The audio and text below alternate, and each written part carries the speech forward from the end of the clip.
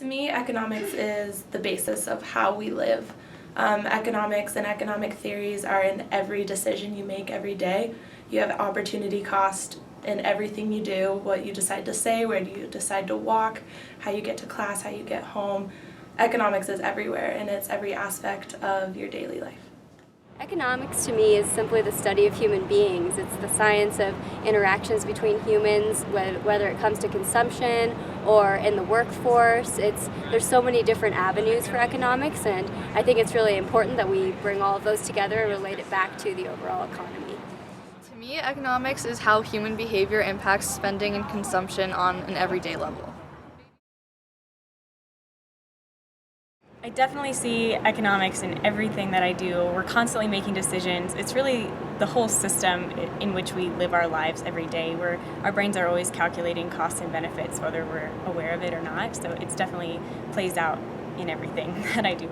I definitely see econ every single day, whether it be consumption behaviors or opportunity cost. Anytime anyone makes a decision, economics is the study of that. I think a really big misconception about economics is that you have to be an economist if you're in an economics major, and that's just not true. I know plenty of economic grads that have gone on to professions in art, sports management, marketing, just all these different perceptions, and that aren't true about it, is that econ has to be an economist, and you can go into so many different professions and so many different career paths, and an economics degree will just get you a foot further into that. I definitely think people consider economics to be just about money, and they don't always realize that there's so many facets of economics that you can go into. There's finance, there's labor, there's regional economics, there's feminist economics, institutionalist economics. The list goes on and on. Don't be. Sometimes being in minority would work in your favor. And especially economics is a very well-paid career path. If you are really interested in this, why do you want somebody or something else to change your decision and decide who you should be? So in that sense, follow your heart and go for it.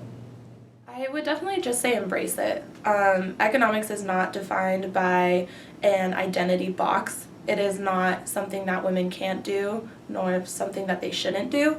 I think the fact that 1 in every 5 graduates in the economics department is a woman is something that should be taken into consideration, and it should be understood that it's a statistic. It's not something that's set in stone, it's not a fact, and the fact that one woman can change a statistic is really empowering, and you should embrace it.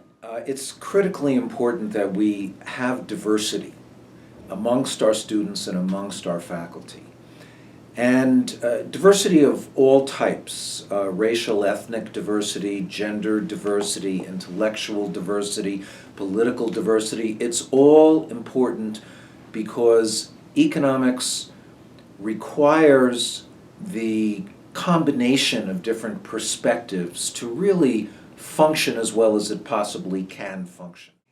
Economics is hard, it's a really difficult discipline, but I find that the women who are in economics are amazing, and they're tough as nails, and they're smart, and they're capable, and they're absolutely amazing. So I would encourage you, even if you are discouraged, to keep at it. Definitely don't think I would be able to pinpoint what they were doing, just because economics can be applied into so many different career fields that I'd have to ask, and it'd be really interesting to know what they're doing, but I wouldn't be able to pinpoint it. I can't just assume that somebody that was an economics major is going to be an economist, just because there's so many other things that you can do with it. Graduating and talking to other recent grads, I would assume that someone who just graduated with an economics degree could be doing an entire host of things. Literally anything. Economics can apply to any career field.